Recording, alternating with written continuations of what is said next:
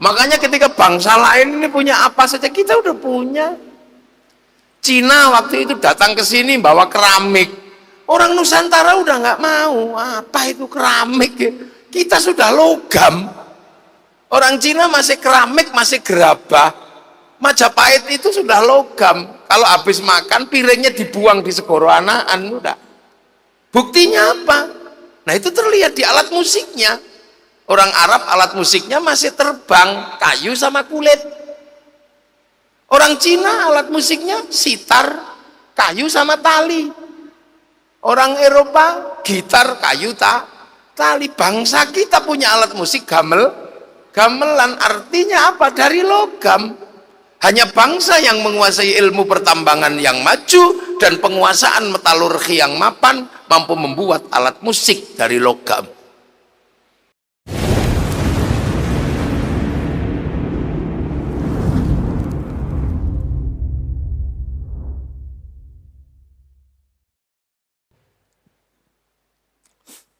Assalamualaikum warahmatullahi wabarakatuh.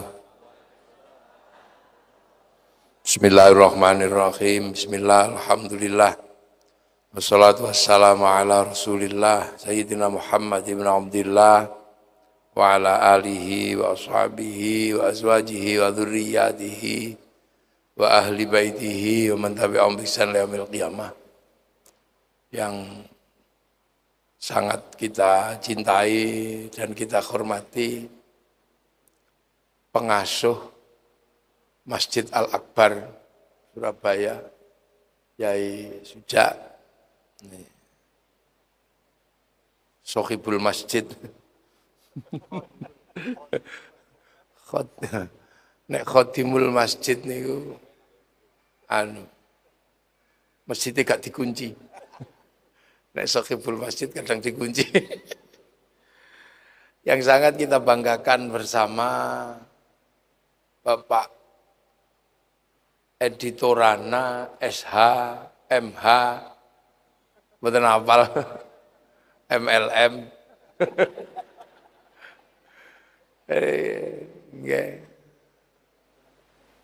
Beliau berinisiatif mendirikan praktisi hukum Muslim Indonesia. Ya, alhamdulillah, Edi Torana, jenenge aneh nggih. Edi niku sae. Torana niku asline basa Jawa. Torono. Edi apik, Torono apa-apa duwe. Lah begitu bahasa Indonesia tadi Torana.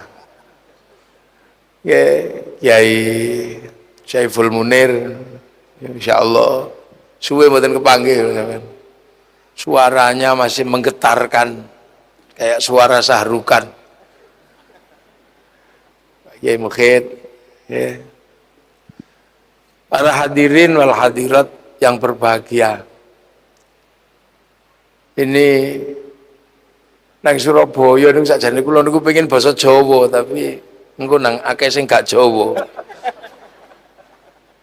Soale saniki kathah tiyang niku wis gak Jawa.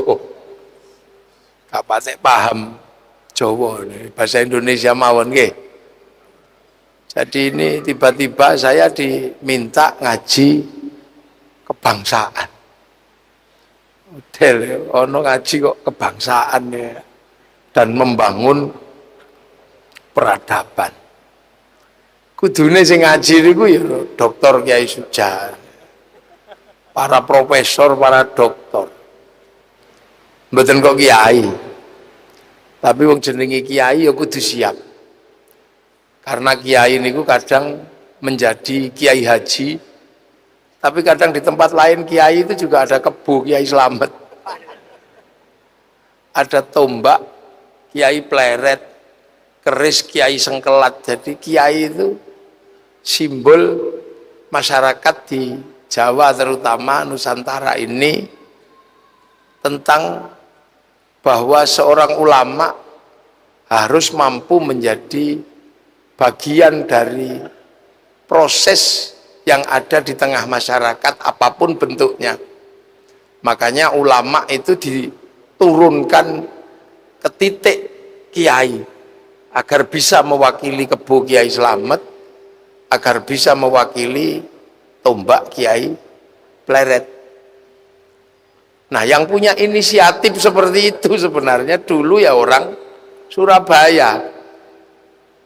Ini yang ngatur kayak begitu kiai kok mestinya syaikhun, ustadzun, mestinya kan begitu. Wong ini yang ngomong agama Islam kan syaikhun, ustadzun. Tapi grade-nya itu dimasukkan ke sistem budaya menjadi kiai. Yang ternyata kiai itu nggak cuman menungso. Ada Kebo ya Kiai Slamet, ada Tombak Kiai Pleret. Nah, yang ngerjain itu siapa? Kok tiba-tiba terus kiai itu mestinya punya musola, tadi ini punya langgar. Mestinya sholat tadi sembahyang. Nah, yang punya inisiatif kerjaan kayak begini ini siapa sebenarnya dulu? Ya orang Surabaya. Orang Surabaya itu yang punya kerjaan ini. Namanya Raden Rohmat. Yang kita kenal dengan sebutan Sunan Ampel.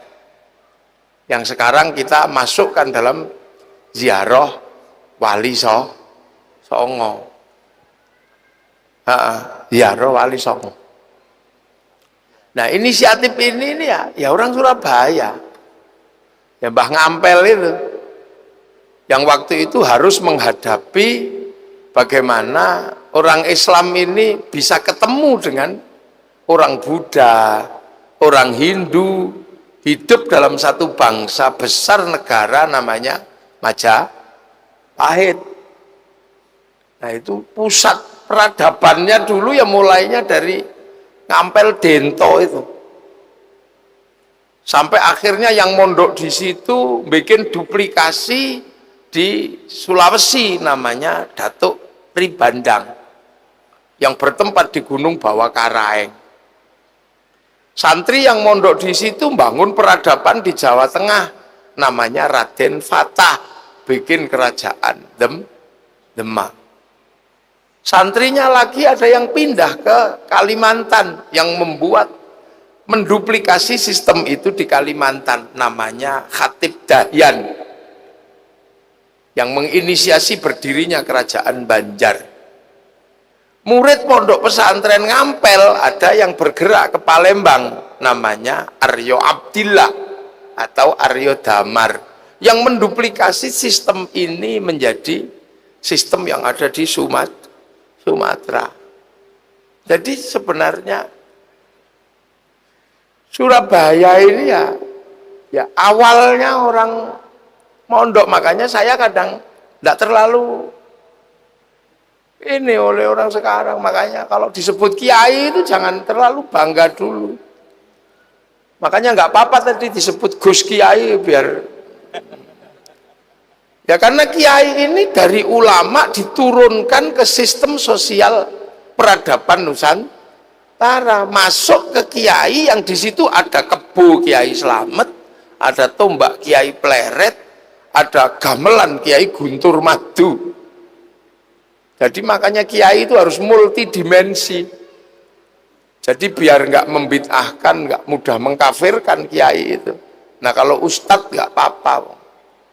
Dia tidak mewakili sistem peradaban yang ada. Makanya kiai itu santun.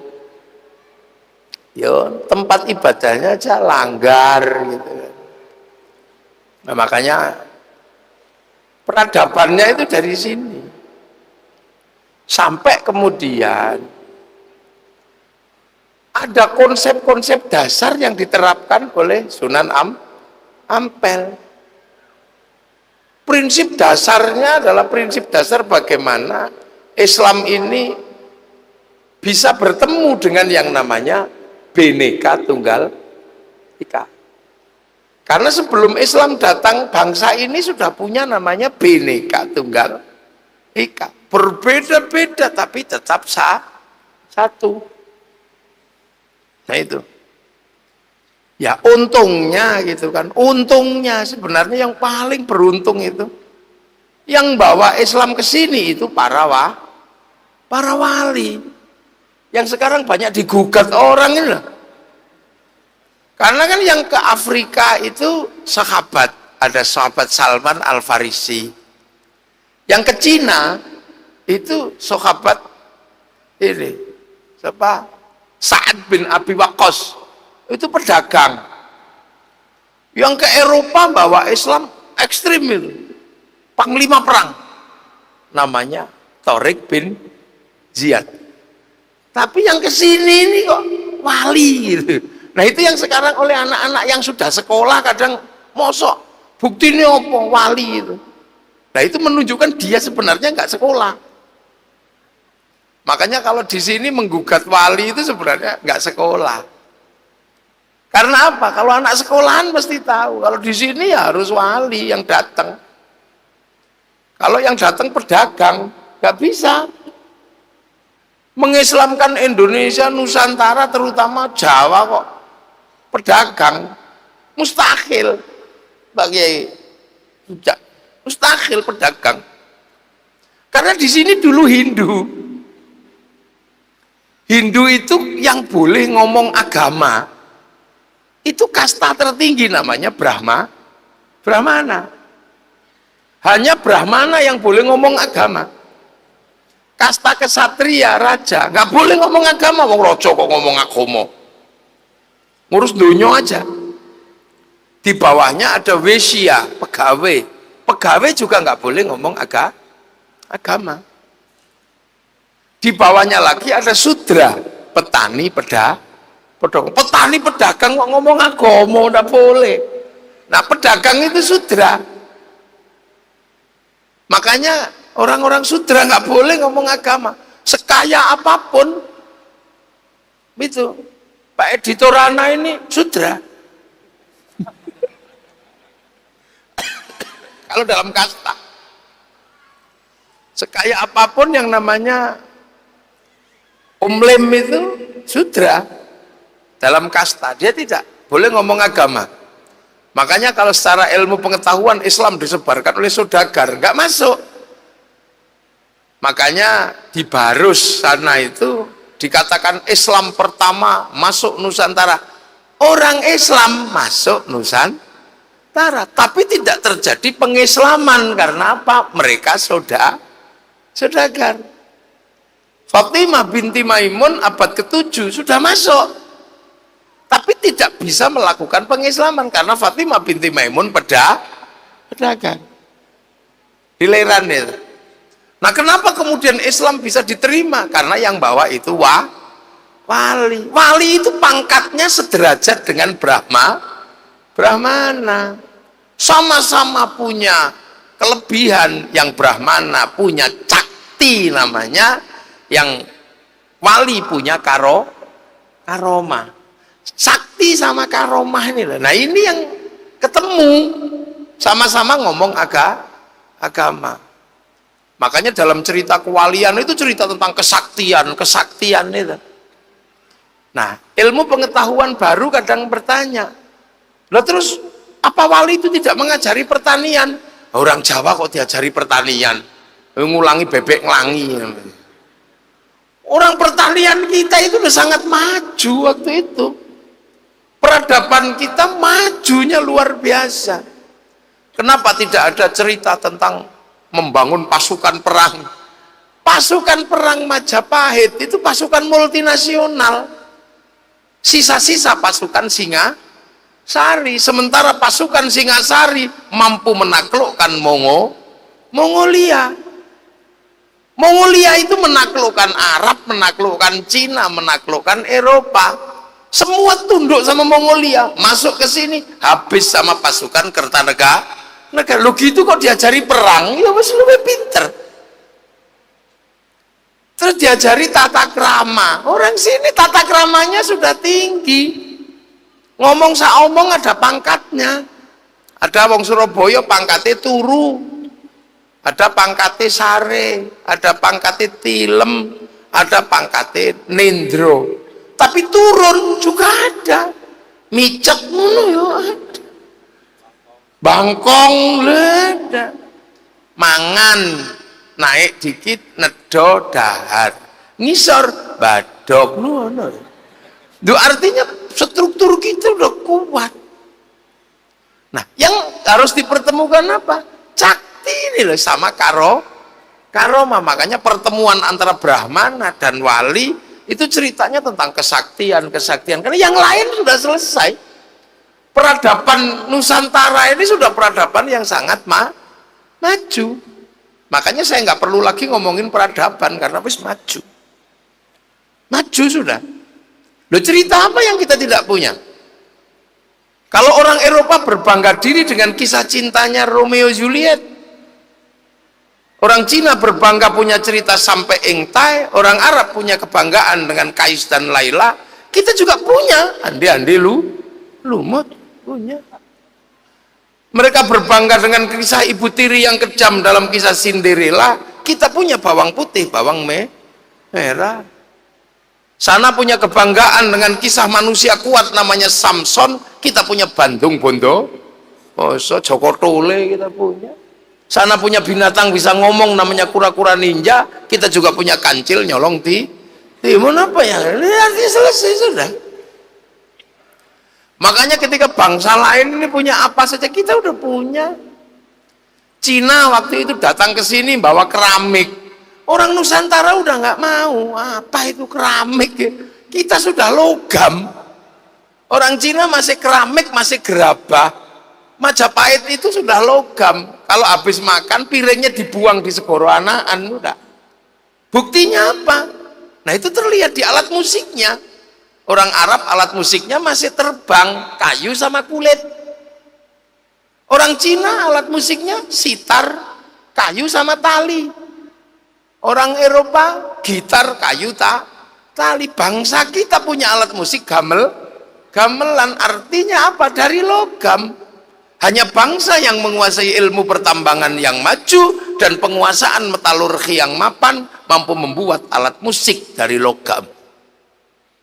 Duh, ini makanya kadang kalau kenapa kita ini wali-wali cerita tentang wali tentang sementara wali sendiri kalau bekerja itu nggak pakai referensi. Jadi kalau orang mau menulis wali ya pusing kepalanya. Wong wali itu nggak pakai referensi. Karena apa? Wali itu kalau butuh sesuatu download. Loh, wali itu download kalau pengen sesuatu. Wali itu nggak takut apa-apa. Inna auliya Allahi la khaufun alaihim walahum. Ya, gue takut apa-apa. Karena apa? Tahu program dunia ini seperti apa, wali tahu. Karena apa? Download. Dekengan pusat. Wali. Qalu rabbuna Allah tsumma istaqamu tatanazzalu alaihimul malaikah alla takhafu wala tahzanu. Wali itu kalau pengen sesuatu langsung download ke cloud-nya Allah, ke harddisk besarnya Allah. Tuh. Allah ini dunia ini ada harddisknya, ada pusat datanya. Di mana? Di langit sana. Waktu Rasulullah Isra Mi'raj dinaikkan, ditunjukin ini loh. Program dunia ini jatuh daunnya kapan, semut berapa, ada di cloud-nya itu, di pusat data itu. Namanya Lauhil Mahfuz, itu kan pusat data. Orang Yahudi Nasrani menyebutnya Tabut Sulaiman. Orang Yunani menyebut kotak Pandora. Nah, kalau orang Jepang kantong Doraemon. Nah, itu pusat datanya di situ. Sama dengan kehidupan kita hari ini ditentukan oleh pusat data di satelit sana. Datanya di situ semua. Pengetahuan orang di sini sekarang ada di langit sana. Di harddisk besar, di satelit sana. Punyanya provider, punyanya Google.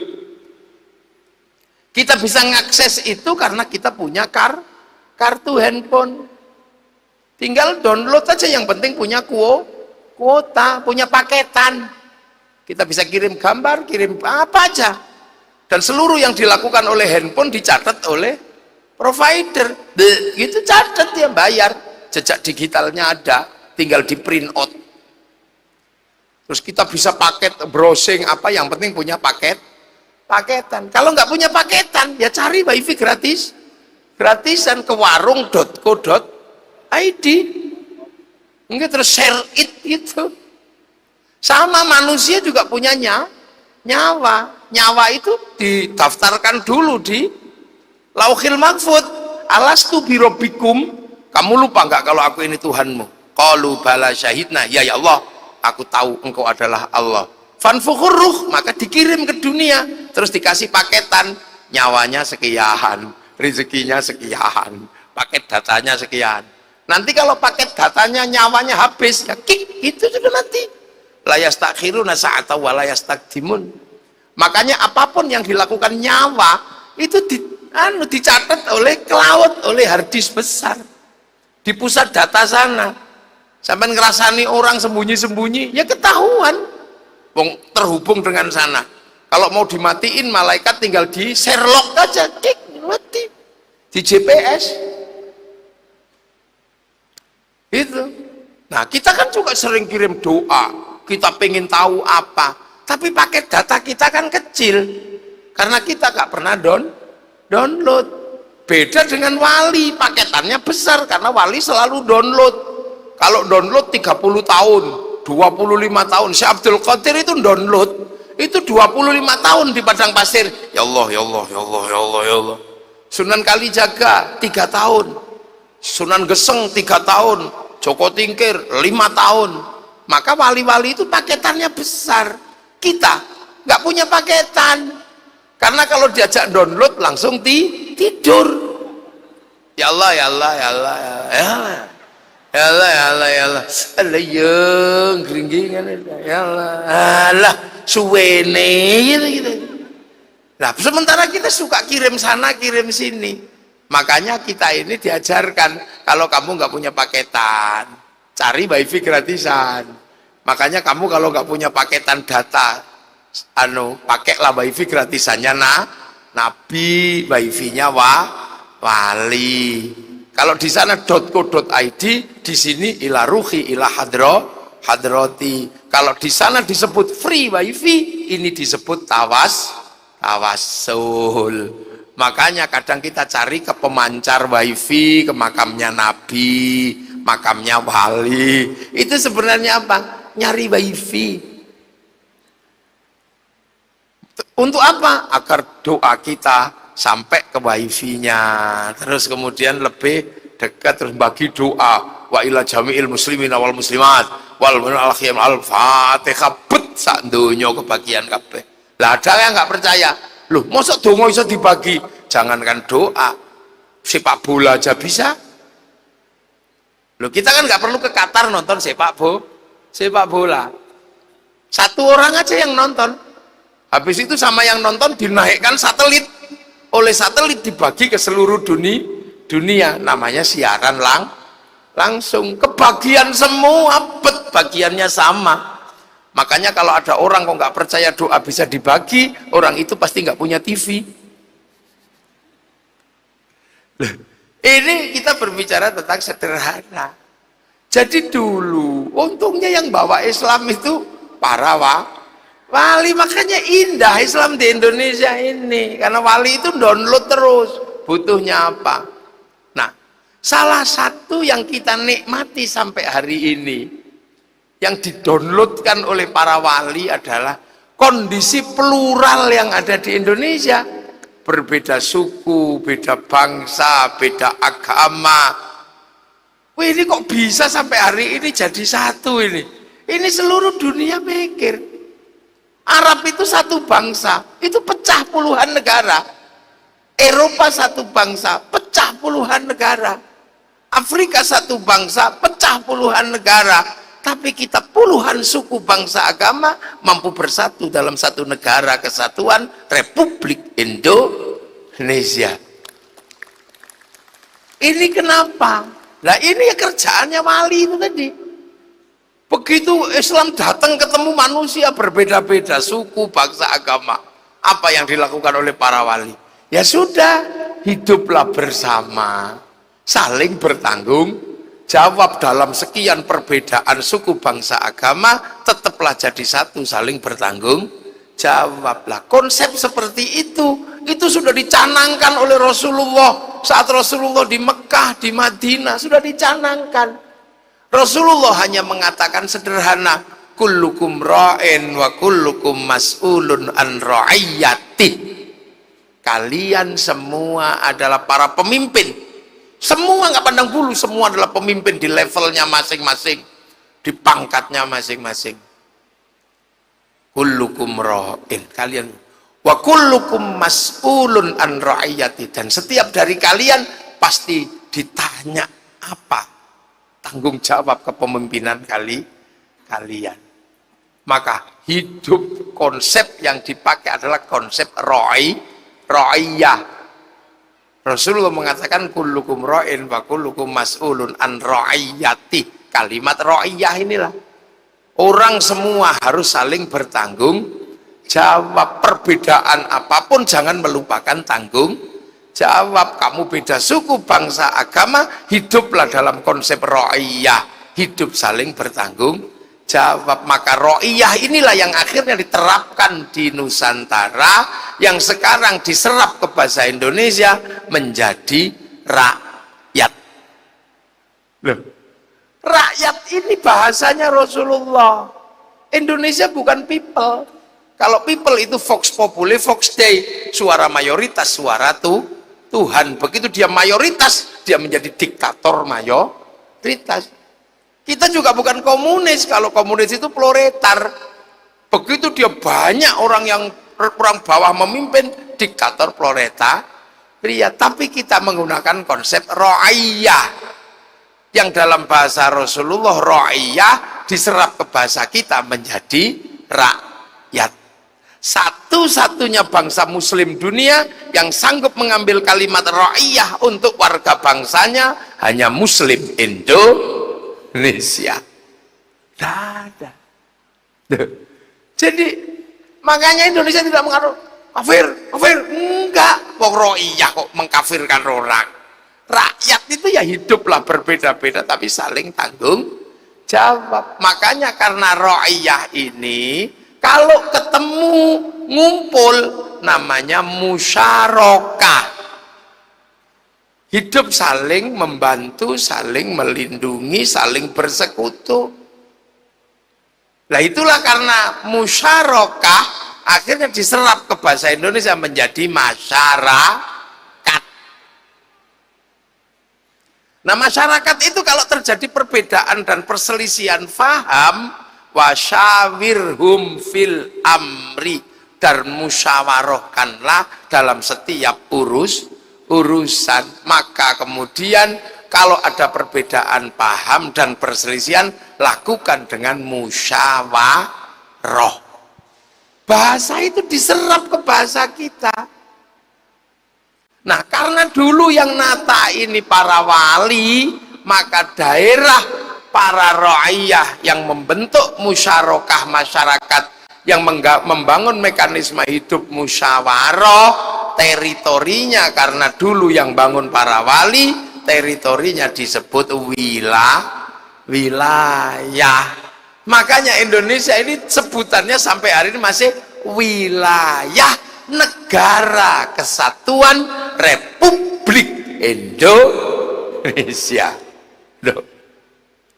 Nah, hal ini dituangkan di dalam landasan negara kerakyatan bahasa Arab yang dipimpin oleh hikmah.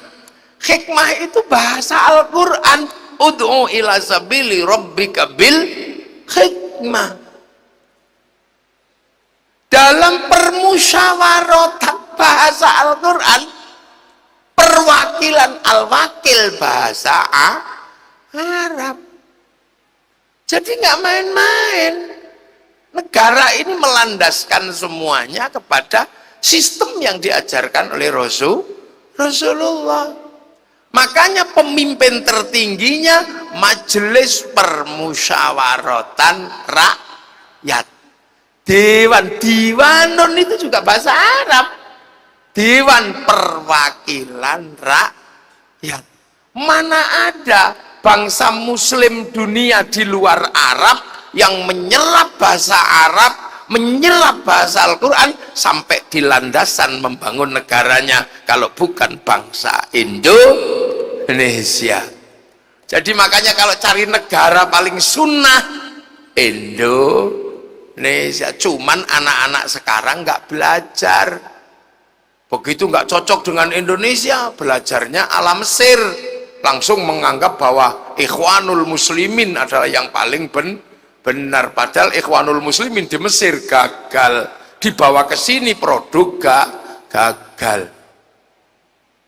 Langsung menduplikasi Hizbut Tahrir, produk gagalnya Taqiyuddin An-Nabhani di Timur Tengah. Di sana aja gagal, dibawa ke sini. Maka akhirnya di sini juga gagal, karena kemana-mana cuman membawa bendera la ilaha illallah. Sementara Wali Songo dulu la ilaha illallah sudah tidak dijadikan bendera, tapi dijadikan zikir sehari-hari, namanya tahlilan. Makanya ketika datang, kalian kalau anti bendera la ilaha illallah, kalian anti la ilaha illallah. Enggak Kang, aku tahlilan ya la ilaha illallah. Kamu kalau anti ini, anti la ilaha illallah. Enggak, saya anti bendera PKI Palu Arit, tapi kalau kami ke sawah tetap pakai arit, pergi nukang pakai palu. Udah selesai sudah. Lah makanya gini nih, nggak jalan. Beda dengan nenek moyang kita dulu. Ketika bangsa ini ditekan oleh kekuatan Amerika sama Soviet, setelah 48 Hitler jatuh, Bung Karno mengatakan, aku nggak ikut Amerika, aku nggak ikut Soviet, terus non-blok. Nah, para pemikirnya jenius. Apakah kita akan, kalau non-blok, apakah kita akan berkiblat pengetahuan ke Eropa? Nggak, Bung, kita nggak mungkin berkiblat ke Eropa. Dituliskan novel Salah Asuhan. Apakah kita akan berkiblat kepada Belanda? Enggak, Bung, tenggelamnya kapal Van der Wijk. Apakah kita akan berkiblat kepada Arab? Enggak, Bung, di bawah lindungan Ka'bah. Apakah murni dibangun dengan cara Indonesia? Enggak, Siti Nurbaya. Lu hebat, nenek moyang kita dulu jago. Akhirnya jadi bangsa kita yang seperti ini, yang komplit, kompleks dan indah, semua dengan konsep ro'iyah ini jalan semua. Yang Hindu jalan dengan Hindunya, yang Islam jalan dengan Islamnya, yang ini jalan gitu dalam kehidupan ro'iyah. Makanya Islam di Indonesia itu hidup bersama masyarakat. Jadi negara nggak perlu repot-repot membiayai agama, karena sudah hidup di dalam masyarakat oleh para wali. Karena kiainya ini ulamanya masuk ke sistem masyarakat, maka kemudian Islam hidup bersama masyarakat. Sholat ya hidup bersama langgarnya, hidup dengan cara masyarakatnya. Karena masyarakatnya petani, ya sholat bikin gaya seperti gaya petani. Jam 12 dipanggil sholat zuhur, kok belum datang, ya dipanggil setengah 3. Itu biasa di sini. Allahu Akbar, Allahu Akbar. Belum datang ya ditunggu. Robbana ya Robbana. Masih gak datang, capek nunggu. Tombo ati, wong wis pegel ya nambani atine dhewe. Nanti kalau sudah nggak datang baru kiainya marah. Diuruki jangan bantuan. Indahnya akhirnya hidup beragama di Indonesia indah. Sholatnya tetap semua juga bisa sholat, tapi karena Masjid Al-Akbar ini masjid persinggahan, maka sholatnya harus tepat waktu dan jangan lama-lama. Bukan beda, ini masjidnya orang kota. Hidup bersama masyarakat. Nabinya hidup bersama masyarakat, bikin ya udah biar inget Nabi, masyarakatnya bikin peringatan Maulid Nabi. Hidup aja bersama masyarakat di RT-nya masing-masing, di RW-nya, di kecamatan, di kabupaten, sampai di tingkatan presiden. Cinta Rasul hidup di tengah masyarakat. Akhirnya kalau mulutan semua masyarakat terlibat, pasar bergerak. Yang punya tenda, tendanya laku. Yang punya sonnya laku. ustadznya laku, koreknya laku, sampai capek ngeladeni pengajian maulid Nabi. Uang yang berputar dalam peringatan maulid Nabi itu berapa triliun coba. Satu kabupaten itu kalau satu peringatan 100 juta, itu dalam satu kabupaten itu berapa ratus peringatan. Roda berputar, ekonomi berputar. Itu Indonesia. Makanya negara nggak perlu capek-capek bangun maulid Nabi. Kalau negara yang bangun bangkrut, anggarannya habis. Kalau di sini biasa, larutan penyegar laku, anggur laku. Kalau yang datang Habib Syekh, kain putih laku semua. Ya Hanana gitu. Kalau yang jenis mafia solawat, kain hitam laku semua. Segala yang ada dalam hidupmu jos laku semua. Spanduk laku, slayer laku, foto laku, sampai gagang pancing itu loh laku untuk gini-gini loh. Ini kehidupan karena apa? Masyarakatnya saling bertanggung jawab pada agamanya. Enak. Nah itu hanya terjadi di Indonesia. Coba di tempat lain, seandainya terus bid'ah gitu, yang nanggung negara, bangkrut negaranya. Cinta Rasul itu begitu, dibangun dalam kehidupan sosialnya masing-masing. Terus cara-cara ibu-ibu solawatan, ya cara-cara orang Indonesia. Yang santri-santri, marhaban ya nurul aini marhaban, ini yang santri. Tapi yang nggak terlalu santri ya Rasulullah salamun alaik, ini nggak santri. Yang Jawa, ya Nabi salam alaika, ya Rasul salam alaika. Anglia numpak perahu lah, komplit. Ada yang terbangan dana gitu, ada yang tanakal hatawa banjari. Temukan itu di tempat lain, nggak ada. Hidup bener-bener agama ini bersama masyarakat. Tahu-tahu Pak Edi Torana dari Persatuan Praktisi Hukum Muslim Indonesia bikin kegiatan gini. Bapak pikir gratis ini? Enggak.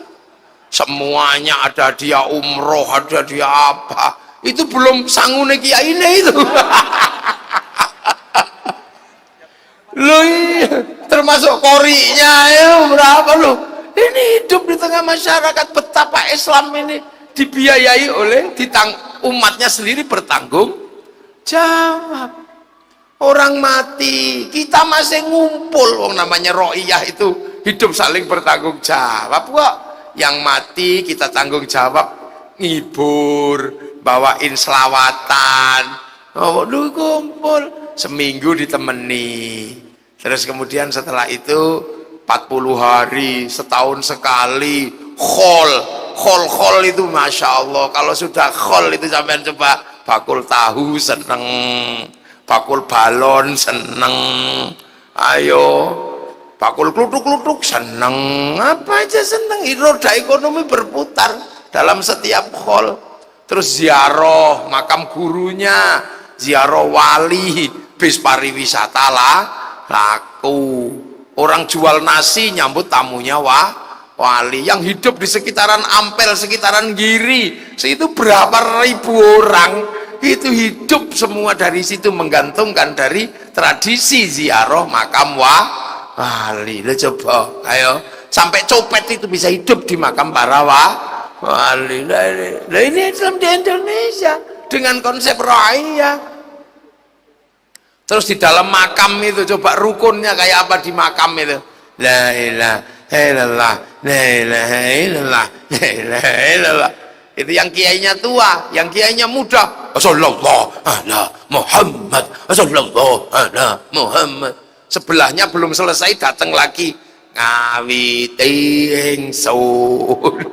Ini belum selesai datang lagi di sebelahnya. Ibadallah rijalallah aghithuna li ajlillah wa kunu aunana lillah azanallah bi fadlillah. Sebelahnya belum selesai, sebelahnya ila kadratin nabiyil mustafa Muhammadin sallallahu alaihi Fatihah. Sebelahnya rukun tiap hari kayak gitu. Tiba-tiba ada satu orang datang, ndak bawa apa-apa, dikira copet, ternyata buka jaketnya bawa speaker kecil, rombongan dari Surabaya ditunggu di bis. Ini repot. Ini sistem sosial yang membuat Islam itu hidup di tengah masyarakat. Lantas kemudian orang Jombang ziarah ke Surabaya, orang Surabaya ziarah ke Gresik, ziarah ke Cirebon. Setiap tempat yang diziarahi menghasilkan kerinduan dan rasa cinta. Setiap tanah-tanah yang gurunya disemayamkan menghasilkan rasa cinta. Kalau semua tempat dihasilkan dari kerinduan pada tanah di mana gurunya disemayamkan, itulah bibit cinta pada tanah air. Makanya seluruh teroris yang sering ngebom di mana-mana semuanya tidak suka ziarah, dan tidak satupun teroris yang suka ngebom tumbuh dari masyarakat yang suka ziarah kubur. Lihat aja. Nah, Islam hidup bersama masyarakatnya. Nah, sistem peradaban yang seperti ini terjadi di Indonesia. Di Arab nggak terjadi, di Mekah. Makanya Mekah itu membiayai agamanya. Matek-matean itu. Azan dibayar, ngimami dibayar, semuanya. Makanya kadang yang orang kelamaan di Arab kalau pulang langsung rebutan ngimami, dipikir di sini dibayar, padahal di sini gratisan. Makanya nggak terlalu kuat mereka itu, lama-lama capek. Kecuali undangan dan panitia.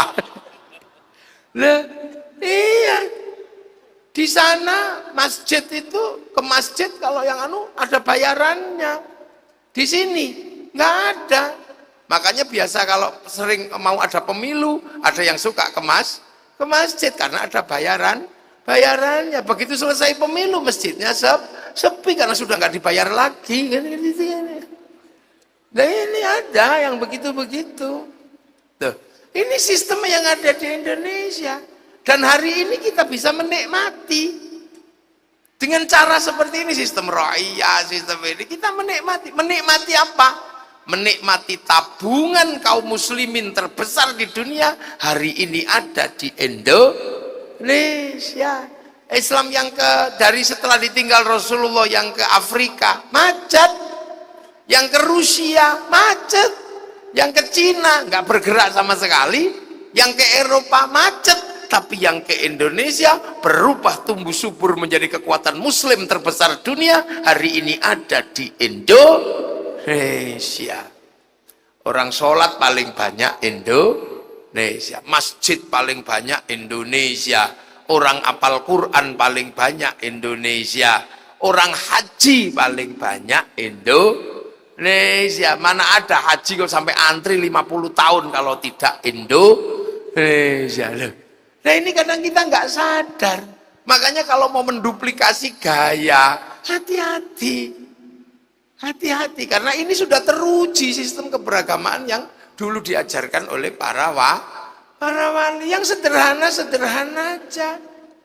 Sholat ya sembahyang, musola langgar. Sama lah kayak orang Indonesia sekarang, nggak terlalu menyombongkan diri. Karena datang belakang, ya sopan sama yang lebih dulu. Sehebat apapun RE King, karena yang datang pertama kali itu Honda, maka ya RE King ikhlas disebut Honda. Hondamu apa? RE King. Honda aja punya sopan santun, masa manusia nggak punya sopan santun? Karena yang datang pertama kali adalah Sanyo, ya sudah. Mau Shimizu, mau Panasonic ya disebut Sanyo. Yang datang pertama kali itu Sarimi, ya meskipun mie sedap ya tetap Sarimi. Yang datang pertama kali itu Softtek, maka merek apapun ya disebut Softtek. tempat yang bagus untuk nyuguh tamu pertama kali adalah kaleng kongwan, maka nggak usah marah. Begitu lebaran bungkusnya kongwan, isinya rengginang loh kan ini. Lah ini Indonesia. Makanya kalau kita berbicara tentang bangsa, bangsa ini sebuah bangsa yang sebenarnya ketika Islam datang itu yang sudah jadi bangsa yang sudah mapan. Makanya nggak usah, oh ini kenapa cerita ini wali, udah ini bangsa sudah mapan, sudah jadi, punya kitab besar namanya Negara Kertagama, punya kitab besar namanya Soma. Makanya nggak usah. Ini hebatan mana? Terah Wali Songo apa Terah Balawi? Nggak usah gitu, udah biasa aja. Nggak usah. Nah, ini mana catatannya Wali Songo? Ya akhirnya mana catatannya Balawi? Ya sama-sama ditanya. Ini karena Yahudi, nggak usah. Sekarang memang eranya orang bertanya. Ini kan musimnya orang bertanya. Jadi nggak usah karena ini karena Yahudi memecah belah Islam, enggak. Wong ini usume wong takon kok. Wong presiden itu ijazahnya ditakokno. Karena memang ini musimnya orang bertanya. Orang Surabaya itu loh nggak ada apa-apa nanya, nggak bahaya tak? Lo gak ono apa-apa wis takok, apa meneh ono apa-apa. Dadi nek ngadepi wong takok wis gak usah kaget, gak usah dawa-dawa ini karena faktor ini enggak usah. Wong iki wayahe wong takok. Kamu nanya. Anak kula tak tapuk lambene gara-gara kamu nanya. Lha iki bapakmu kok kamu aku. Serius wong takok. Nah ini kenapa? Karena kita ketemu dengan peradaban baru. Yang pusat data itu tidak lagi ada di kepala orang. Dulu orang nggak bisa bertanya macam-macam karena pusat pengetahuan itu terbagi-bagi. Sekarang semua pusat pengetahuan itu tersentral di satu tempat, namanya Syekhul Googli. Orang bisa mengakses apa-apa ini. Dan keberadaan dunia baru yang tersentral ini membuat beberapa profesi, beberapa sistem berhenti dan bubar. Pusat data yang baru ini yang disebut milenial killing everything, membunuh segalanya. Yang hancur karena milenial sudah berapa? Ayo, koran masih ada? Nggak ada sekarang. Dahlan Iskan Prei, Jawa Pos. Karena orang tinggal mengenai Jawa Pos. Betul. Kita dulu pengen lihat Afrika, masih seharian nungguin flora dan fauna. Sudah ditunggu sehari, malam-malam keluarnya Pak Harmoko. Sekarang dunia baru ini tinggal di sini, tinggal ketik aja. Tengu Afrika keluar. Bokong India keluar ini di sini. Karena pusat pengetahuan tersentral sekarang. Namanya Google, ada di dalam cloud baru. Ini Google sebentar lagi juga akan tutup karena ada program baru lagi yang bisa menjadi asisten. Apa itu namanya? Lupa saya. Dulu penyair bangga karena kemampuan mengolah kata. Mau ngirim surat cinta aja beli cara menulis surat cinta di pasar. Terus cari kertas warnanya pink. Pabrik kertas pink. Gede pabrik Ciwi Kimia itu. Terus tinta warnanya biru karena cintanya mengharu biru. Baunya mawar, jangan bau melati, itu bau gendruwo. Ada ilmunya menulis surat cinta itu. Terus harvest, Cek eling kula. Terus mulai menulis, Dek, aku merindukanmu. Malam hari ini entah kenapa semenjak kepergianmu ke pondok pesantren, hanya bau tubuhmu yang tersisa menghantuiku. Aku merindukanmu, tapi aku harus mengikhlaskanmu karena apa? Demi masa depan kita berdua, orang tua kita, kau dan anak-anak kita nanti. Aku tahu kau pun merindukanku sekarang, karena aku yakin kau dan aku sedang duduk di bawah sinar rembulan yang sama. Untukmu, dariku yang mencintaimu. 4 kali 4, 16. 4 Loh, itu dulu menghasilkan industri besar. Namanya Parpostel, pariwisata pos dan telekomunikasi. Ada perangko sampai didilat template no. Nunggu Pak Pos menyerap Honda Win. Berapa juta itu Honda Win yang terserap karena keberadaan PT Pos. Sekarang tutup semua itu. Karena cinta hanya diwakili oleh WhatsApp. Kalau kangen tinggal gitu deh. Tulisannya juga nggak banyak, cuman mah loh. Terus kita mau menyalahkan WhatsApp untuk karena menghancurkan telekomunikasi, melacurkan, enggak, ini dunia sama. Mall-mall besar itu sebentar lagi juga akan tutup, dihajar sama bisnis online. Terus kita mau menyalahkan bisnis online. Sampai kan nggak kebayang, grup besar namanya Bluebird itu. Armadanya banyak, tiba-tiba dihajar sama Gojek yang bawa satu laptop, itu kan nggak masuk akal. Coba dunia berubah. Inggris tiba-tiba gagal Brexit, nggak mungkin kan. Amerika gagal obligasi, nggak kebayang sebelumnya. Dia yang bikin kok bisa gagal.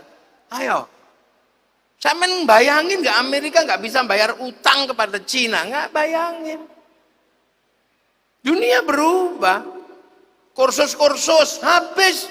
Dulu ada Primagama, ada kursus habis, kursus jahit, kursus masak, libur. Ibu-ibu sekarang tidak ada yang ditakuti sama sekali. Ibu-ibu tiba-tiba ada suaminya, Bu, aku bawa daging. Ibu-ibu, iya, gitu. Apakah kemudian lari ke tempat kursus masak? Enggak, cuman browsing aja. Cara masak daging koyor jadi di sini. Mana ibu-ibu sekarang terus khawatir, wah ini nanti gimana? Bu, nanti sore kita ada pernikahan tempatnya Pak Bupati, dandan yang cantik. Nggak ada ibu-ibu kok bingung harus bagaimana? Enggak, tinggal dandan make up artis. Mana keluar di sini, ini donyone. Iya, antara cari Tuhan dan cari setan komplit di sini. Dan ini dunia baru. Tiba-tiba kita ketemu dunia baru. Kiai banyak yang pensiun. Karena apa? Ngajinya lewat Google, ngajinya lewat YouTube. Itu orang tidak perlu lagi datang ke kiai, cukup bawa lihat YouTube, bisa ngaji di atas WC sambil bisa, nggak usah marah. Dulu orang kemana-mana bawa Quran, sekarang Qurannya di sini ada. Jadi ini dunia baru.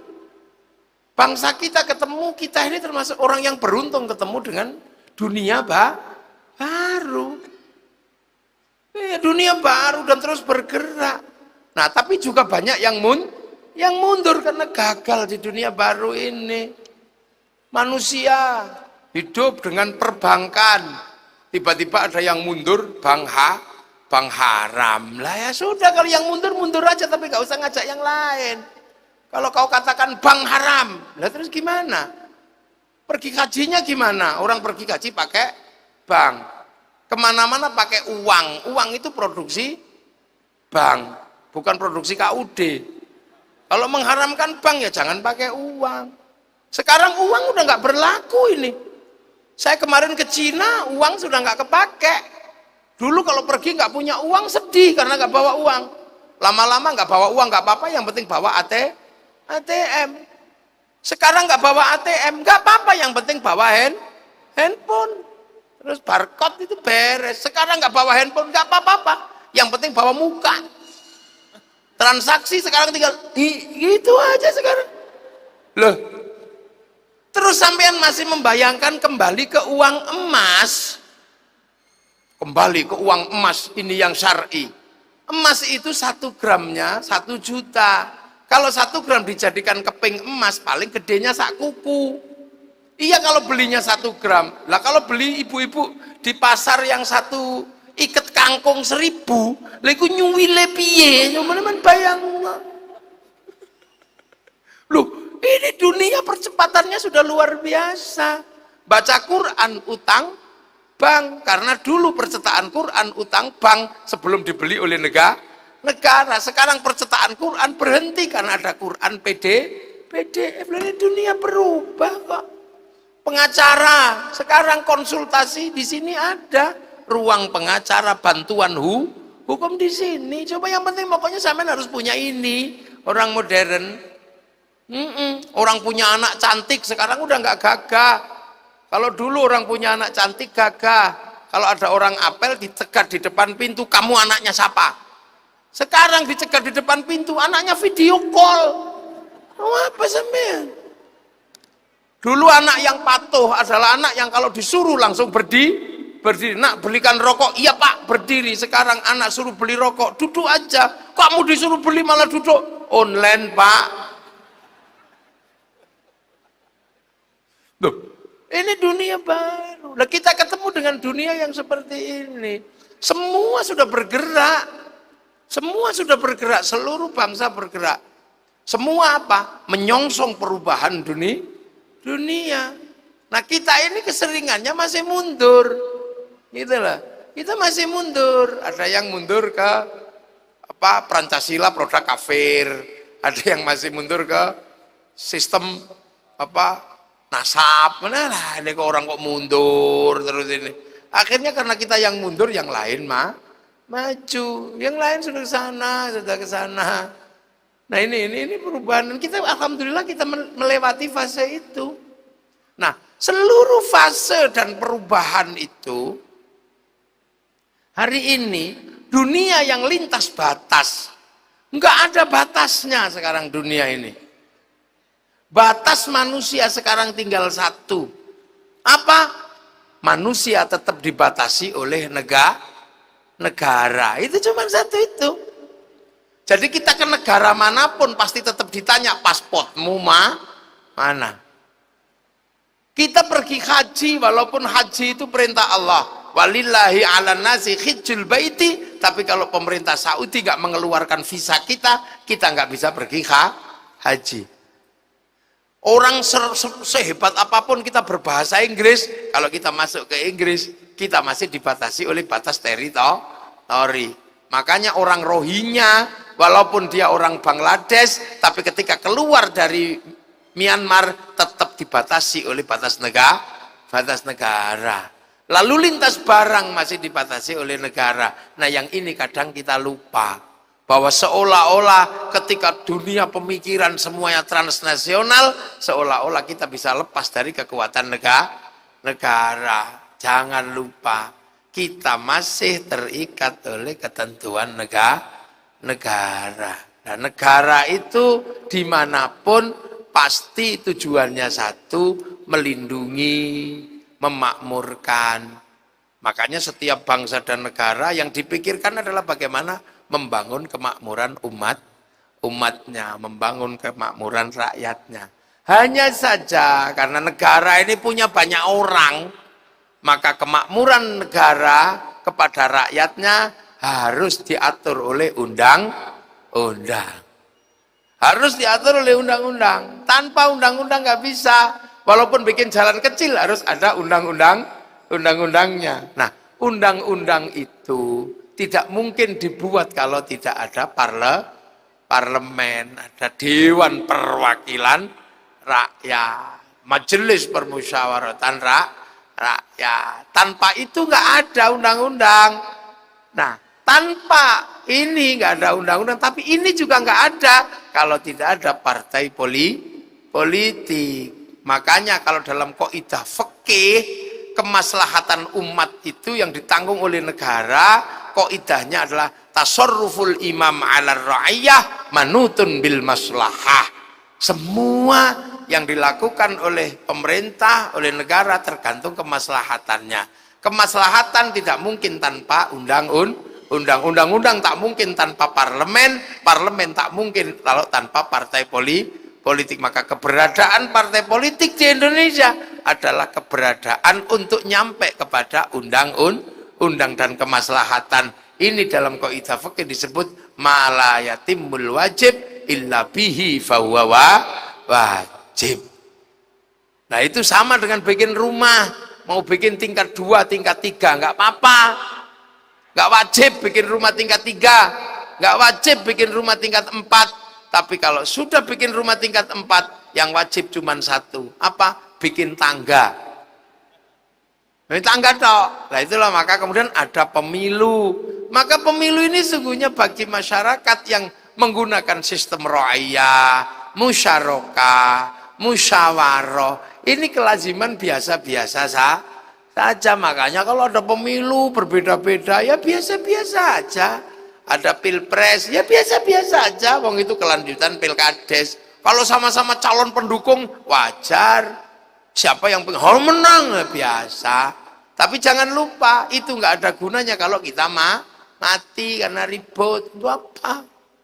Makanya ya sudah, kalau waktunya pilpres ya pilpres, pesta demokrasi. Kalau di kampung namanya pilkades, ya seneng-seneng, syukur ada duitnya, ya syukur ada. Cuma namanya aja yang beda. Kalau diterima orang biasa uang bensin, kalau diterima masjid namanya sumbangan. Kalau diterima kiai bisyarah, udah gitu aja, nggak usah ribet. Nah itu, apakah itu money politik, suap? Enggak, wong itu uang bensin. Jadi semuanya lazim dan semua negara mengalami fase itu. Semua terjadi. Itu untuk apa? Untuk mengatur bahwa kemudian keamanan sebuah negara ini adalah kelaziman. Makanya dalam bahasa Al-Qur'an itu ada bahasa yang sederhana. Wattini wazzaitun wa turi sinin wa hadzal baladil amin. Itu tegas. Watin demi buah tin, sumpah Allah pada Nabi Nuh. Wazaitun, sumpah Allah kepada Nabi Isa, Nabi Ibrahim. Wa turi sinin, sumpah Allah kepada Nabi Musa. Itu sumpah ulul azmi.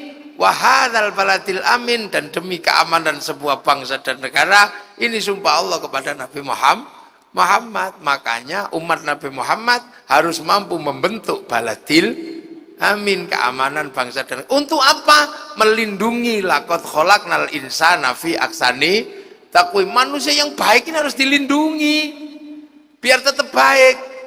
Perlindungan terbaik itu apa? Sebelum sumarodatnau asfala safilin, perlindungan terbaik adalah amanu wa amilus sholihat, agama. Nah, agama diurus kiai, manusia diurus ilmu kemanusiaan, kedokteran. Tapi manusia yang baik, agama yang baik akan hilang ketika tidak ada keamanan bangsa dan negara. Makanya jangan lupa ada polisi, ada TNI, ada proses pemilu. Ini untuk membentuk baladil amin. Timur Tengah, manusianya baik, agamanya baik, tapi dua-duanya rusak karena tidak tercipta keamanan bangsa dan negara. Makanya Indonesia ngotot, saya termasuk ngotot.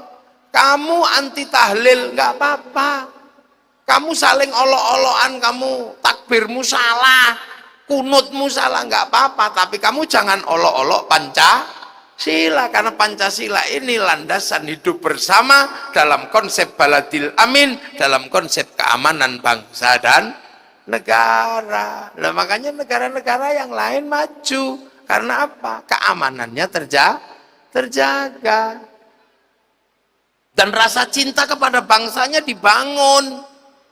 Sampean tahu Amerika yang sekarang jadi besar itu kebanggaan pada bangsanya luar biasa. Hollywood itu semua filmnya bangun kebangsaan Amerika. Itu kejahatan Amerika membasmi orang Indian tidak boleh tercium dan terpelajari oleh anak muda.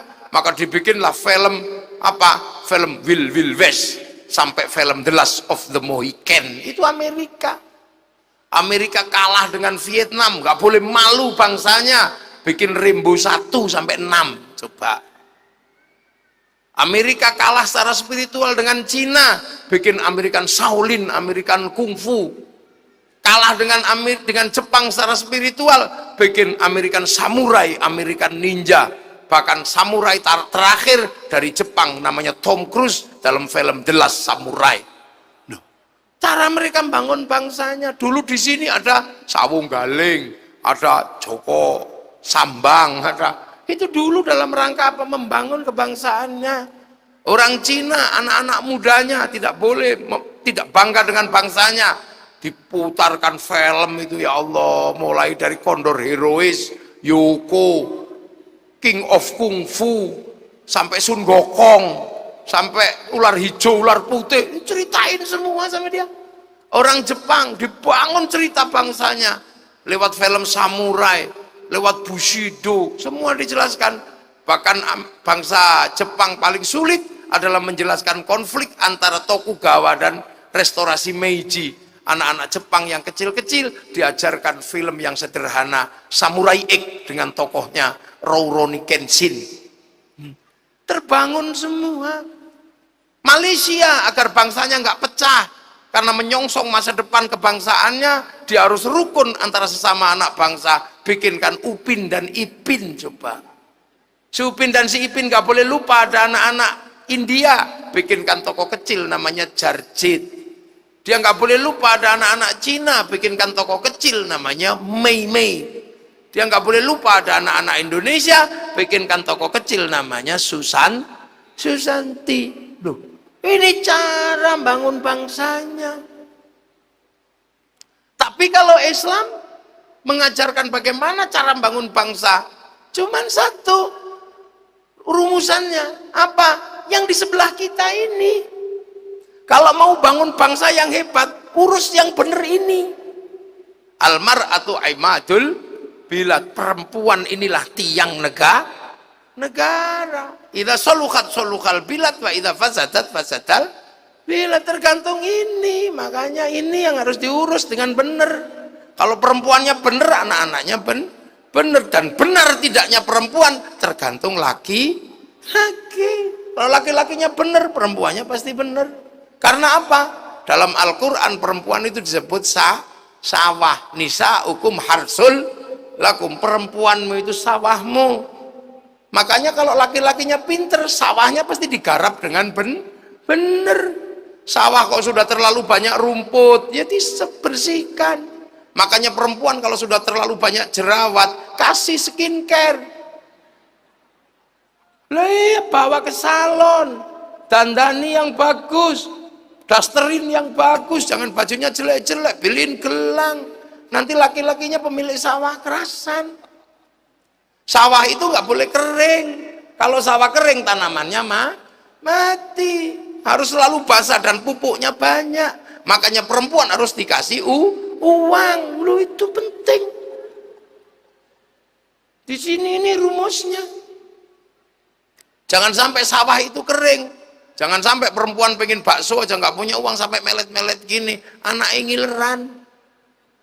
Sawah juga sama, nggak boleh dibakar. Kalau sawah dibakar, maka kemudian tanamannya mati. Makanya perempuan juga tidak boleh sering dipanasi hatinya. Damaikan jiwanya, cintai perempuan kita masing-masing, sanjung harga dirinya. Loh, itu baru akan terjadi dinamika yang bagus. Makanya laki-laki harus pinter memanjakan wanita. Kalau perempuan suka marah, dari dulu memang hobinya marah. Perempuan marah itu kan buang sampah. Nah, laki-laki tempat sampah. Makanya kalau laki buang sampah, laki-lakinya jangan suka menutup tempat sampah. Dengerin curhatnya, apa? Dicakar juga nggak apa-apa. Sampai dia lega, sampahnya terbuang semua. Iya, makanya laki-laki kalau dia buang sampah, bang, ternyata aku bukan yang pertama, gitu misalnya. Aku ditipu, ternyata ada laki perempuan-perempuan lain sebelum aku. Ya iyalah, karena aku laki-laki yang layak dicintai. Tapi dari sekian perempuan yang berebut tentang aku, kamu pemenangnya. Gitu, aman, laki-laki harus pinter. Saya pernah, istri saya tak suruh dandan, cantik gitu. Begitu sampai di tengah jalan, ada perempuan cantik juga. Saya bilang, nah itu loh kalau melihat perempuan cantik. Lupa saya dicakar dari belakang. Dasar mata laki-laki. Wih, ini panjang itu. Saya diem aja, nggak mungkin saya ngomong enggak, wong saya udah terlanjur ngomong. Iya deh, aku laki-laki. Laki-laki manapun pasti melihat perempuan cantik yang tersembunyi. Iya, tapi perempuan sudah tersembunyi masih kelihatan. Aku laki-laki. Laki-laki yang gagah pasti bisa melihat perempuan yang cantik setersembunyi apapun. Karena kalau aku nggak bisa melihat perempuan yang cantik dan tersembunyi, mana mungkin dulu aku bisa menemukanmu. Lega. Lihat sudah kan gitu. Tanya Kiai Saiful. Kiai Saiful itu kiroahnya bagus, tapi nggak terlalu pintar merayu. Loh, kuncinya di perempuan, makanya gerakan-gerakan perempuan didukung, ibu-ibu ngaji dukung. Karena kuncinya di situ. Nah sekarang banyak sekali bangsa-bangsa yang pengen maju, tapi nggak menghargai perempuannya. Sekolah nggak boleh, nggak boleh ya. Lama-lama ya ketika perempuannya nggak maju, anaknya yang Madrasatul Ula ini nggak jalan. Jadi peradaban ini tergantung di laki-laki dan perempuan yang harmonis, maka bangunan rumah tangga ini harus jalan. Nah itu makanya kita nggak bisa lihat sesuatu yang hari ini digembar-gemborkan orang tapi kadang lupa. Sampean kalau mau anak-anaknya hebat, urus perempuannya dengan benar, senengin, sore-sore jalan-jalan, beli bakso gitu. Ini bangsa.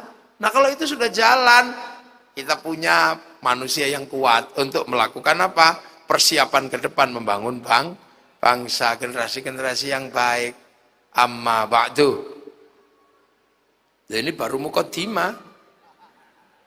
Lu saya ini belum mulai ngaji, ini baru pembukaan. Ya kan kalau ngaji ada amma ba'du jam berapa? Soal jam 11 sudah harus selesai. Nah 10.27. Nah mungkin kalau ada yang mau ditanyakan nggak apa-apa, kadang Kiai juga membuka pertanyaan. Kadang ada yang mau ditanyakan. Jangan sulit-sulit kalau ada yang mau nanya. Monggo.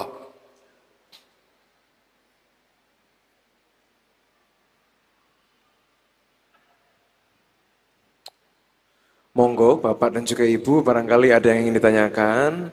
Baik, monggo, Bapak yang di sebelah situ, Nci. Duluan, Mas.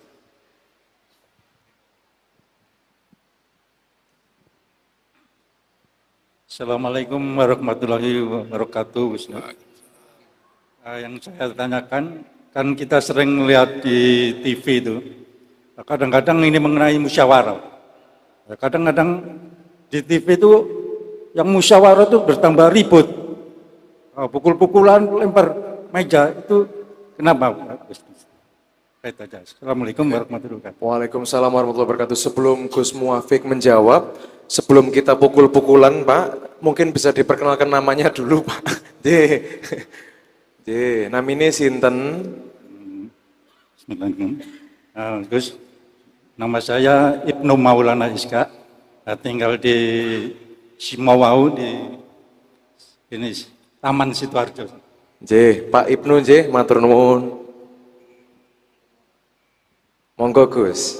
Ya yang dari sekian musyawarah tidak semuanya pukulan. Ada beberapa yang sebelum musyawarah pukul-pukulan dulu kan gitu. Itu sebenarnya kan itu prolog gitu. Ya kalau musyawarah yang terjadi yang sesungguhnya yang nggak pakai pukul-pukulan. Tapi memang sebagian musyawarah itu terjadi setelah terjadi pukulan. Nah itu mungkin baru tahap pukul-pukulan, belum sampai di musyawarah. Ya kan, sepak bola, kapruk-kaprukan terus tawuran, ada musyawarah. Karena memang musyawarah itu adalah menyelesaikan setiap persoalan yang terjadi perselisihan lah. Mungkin tingkat perselisihannya ada yang sampai kapruk-kaprukan. Ada yang cuman adu mulut. Nah kalau pengacara kan biasanya adu mulut aja. Itu jadi silat lidah. Nah kalau ada yang silat beneran, nah nanti kalau ini kayak perguruan silat itu ya pasti ada. Jadi memang kalau masih pukul-pukulan itu belum musyawarah. Ya mungkin yang bermusyawarah baru tangannya itu. Atau kakinya. Dan selalu dari situ memang musyawarah itu tumbuh karena perselisihan. Nah tingkat perselisihan itu kan berbeda. Ada yang perselisihan tingkatnya cuma lirik-lirikan, Ada yang perselisihan tingkatnya sampai bawa parang gitu. Baru setelah itu ada musyawarah. Nah itulah makanya konsep wasyawirhum fil amri adalah mendudukkan setiap persoalan untuk dibicarakan secara baik-baik. Nah sebelum baik-baik itulah mungkin ada yang ini. Gitu, nggih. Pak Ibnu Maulana Ishaq. Namanya siapa? Ya, namanya anaknya Maulana Ishaq. Namanya siapa? Nggih, monggo. Nggih, sampun. Alhamdulillah, terima kasih. Mudah-mudahan menjawab nggih, Pak Ibnu. Satu lagi pertanyaan untuk tiang negara. Ngoten nggih, Gus? Nggih, sinten? Nggih, monggo. Permisi dikasih jalan dulu. Kalau saya yang ke belakang ndak enak, monggo. Ibu boleh maju sedikit, Bu. Mboten usah berangkang berdiri, mboten apa-apa, Bu. Berangkang nyampainya besok. Nggih. Assalamualaikum warahmatullahi wabarakatuh. Wassalam. Nami kula Rita Agustanti. Griya kula tenggene alamate Pagesangan Timur Tol, tapi sak mangke kula manggon ten Rusun Awas Sepanjang, Ngelom. Lah sing kula tangletaken sing diterangaken wau tanggung jawab tenggene amargi kula sak mangke kan dados pimpinan pengawasan jamaah tenggene kula. Lah sing kula ajreni kula dados pimpinan kedah bertanggung jawab niku sing dimaksud bertanggung jawab niku dos pundi? Amargi jamaah kula kan kula mempertanggungjawabkan untuk di hadapan Allah. Itu mawon matur sembah nuwun sanget Yai. Assalamualaikum warahmatullahi wabarakatuh. Waalaikumsalam. Waalaikumsalam, monggo Gus. Kok dibaleni wau napa? Niku mau bahasa Uganda, nggih. Nggih. Ini ada yang dari Jawa Barat, Gus. Jadi pertanggungjawaban saya sebagai orang yang punya jamaah, ngoten nggih? Nggih, monggo. Jamaah napa? Jamaah nopo Bu Ita? Dalam pengajian. Oh nggih, pengajian Gus. Nggih jamaah pengajian, nggih diulang ngaji. Nggih. Tanggung jawab pertama kalau mau buka pengajian ya diulang ngaji.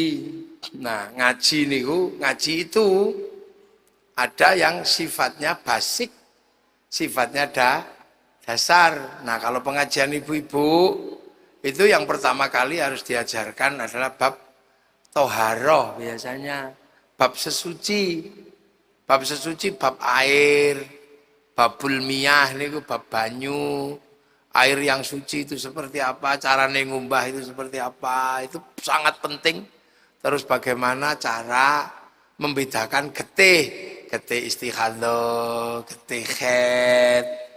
Nggih niku nek ibu-ibu harus tahu itu karena nanti nyewoi, mopoki anak. Itu. Nah itu paling gampang niku mangke panjenengan waoske Safinah niku pun. Bahasa Safinah utawa niki Fathul Qorib niku nek carane terjemahane kathah, tapi niku basic dasar carane wudu, carane adus saka hadas, nggih, hadas cilik, hadas gede niku basic pelajaran dasar. Terus mangke niku bab salat. Niki bab salat. Carane sembahyang, sing batalke wudu, sing batalke salat niku Bu, niku tanggung jawab nek jenengan damel jamaah. Kadang ibu-ibu ketelesut di wilayah itu. Sebab nopo? Sibuk ngurusi anak. Tapi niku pokok nggih. Bab-bab dasar tentang makna sesuci, toharo, bab banyu, bab salat, bab wudu niku. Niku kadang ngajine bab liya-liyane tapi bab sing paling dasar mboten disinaoni. Nah itu kadang yang lupa nggih. Itu yang harus diajarkan pertama. Nggih, alhamdulillah Bu Ita sampun nggih, tanggung jawabnya besar namun dibawa santai mawon. Asal tidak ketelesut ngoten terus Gus Muafik. Gus, Sampun sedoyo, niki pertanyaannya nggih sampun. Sekarang monggo saya minta kesediaan Gus Muafik untuk bisa memimpin doa bersama supaya kita rakyat Indonesia ini tidak terpecah belah, apalagi sebentar lagi waktunya pemilihan. Monggo Gus. لحظ النبي المصطفى محمد صلى الله عليه وسلم جمال سماوات الصالح من جمال المشارك لما غاربها في برها بنصر قدر الجيلان وابن الدعاء والشفاء والسلام على القابل والمتن الصالح من مقاصدنا مقاصدنا الآخرة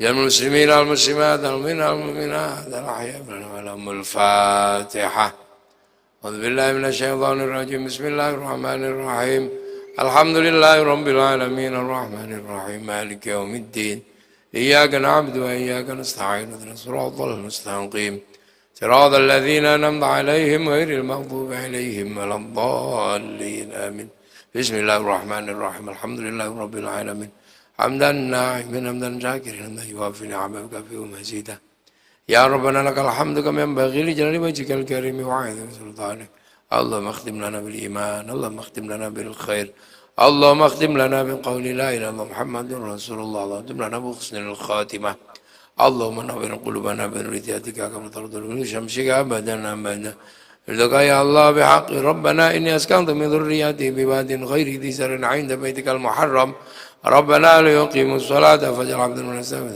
يشكرون اجعل أولادنا ذريتنا سلام علم من الخير العباد الغسلنا كما حسن مقاصدنا مقاصدنا الآخرة وارزقنا رزقنا حلالا بنوازنا يا الله اللهم صل وسلم وبارك على مولانا محمد وعلى آل الرجال بنوره في كل أحمد الله لآبائنا وأمهاتنا مشايخنا وجداد وجداد المشايخ والمؤسس إندونيسيا يا الله اغفر لهم وارحمهم وعافهم وعنهم اللهم لا تحرمنا أجرهم ولا تفتنا بعدهم واغفر لنا ولهم اللهم اجعل قبر امرأة من عبد الجلال اللهم اجعل رحمة فرضية من قبر من لا إله إلا الله محمد رسول الله بحق الماء نرجي إلى ربك راضية مرضية فادخلي بعباد ادخلي جنة اللهم اجعل بدن إنسان آمنة مطمئنة بلدة طيبة ورب غفور ربنا آتنا في الدنيا حسنة وفي الآخرة حسنة وقنا عذاب النار صلى الله على سيدنا محمد والحمد لله رب العالمين الفاتحة أعوذ بالله.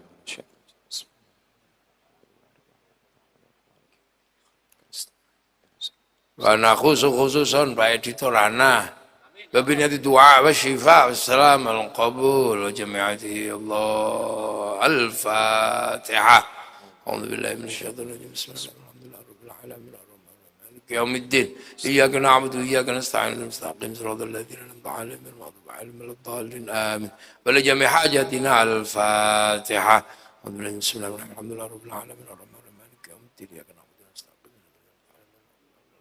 Amin. Assalamualaikum warahmatullahi wabarakatuh.